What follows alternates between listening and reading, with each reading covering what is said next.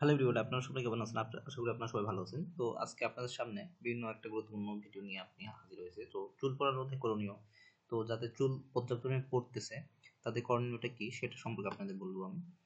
তো চুল বলতে, আচ্ছা সত্যি বলতে চুল পড়া খুবই সাধারণ একটা সমস্যা, ঠিক আছে? প্রতিদিন 50-60টি চুল পড়া স্বাভাবিক একটি ব্যাপার, কিন্তু যখন চুল পড়া মাত্রাতিরিক্ত হয়ে যায় তখন সেটা উদ্বেগের কারণ হয়ে দাঁড়ায়। এখন আপনি কি করতে পারবেন, চুল পড়লে কি করতে পারবেন সেটা আমরা দেখতে পাচ্ছি। আমলকি আমলকি আমরা অনেকেই চিনি। তো চুল পড়ার অন্যতম কারণ হচ্ছে ভিটামিন সি এর অভাবে। আমলকি রয়েছে প্রচুর পরিমাণে ভিটামিন সি, যা কিনা চুল পড়া বন্ধ ও চুলের খুশকি দূর করে। আমলকির রস নারকেল তেলের সঙ্গে মিশিয়ে চুলের গোড়ায় লাগালে শুধু চুল পড়া রোধই হয় না, চুল আগের চেয়েও হয় আরও বেশি স্বাস্থ্যবান।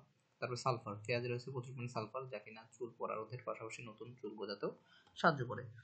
যেভাবে ব্যবহার করবেন, একটি পেঁয়াজ প্রথমে কেটে নেবেন, তারপর সেটা বাটা অংশ নারকেল তেলে কিছুক্ষণ ফুটে নেবেন। মিশ্রণ ঠান্ডা হলে মাথার ত্বক ও চুলে ঘন্টাখানেক লাগিয়ে রাখার পর শ্যাম্পু করে ধুয়ে ফেলুন। সব 2 থেকে 3 বার করে নিয়মিত ব্যবহার করলে চুল অনেকাংশে রোধ হবে।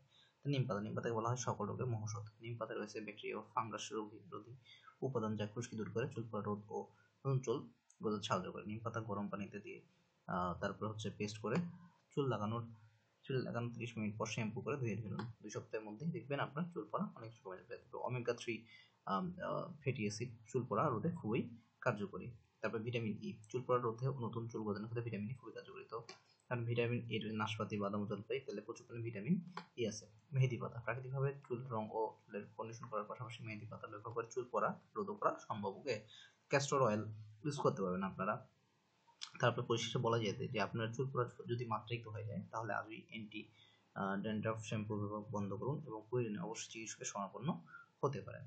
তো বুঝতেই পারতেছেন যে আপনারা কি করতে হবে চুল পড়লে। তো এরকম আরও সুন্দর সুন্দর হেলথ টিপস পেতে অবশ্যই আমার চ্যানেলটিকে অবশ্যই লাইক কমেন্ট সাবস্ক্রাইব করে থাকবেন। ধন্যবাদ, সবাই ভালো থাকবেন।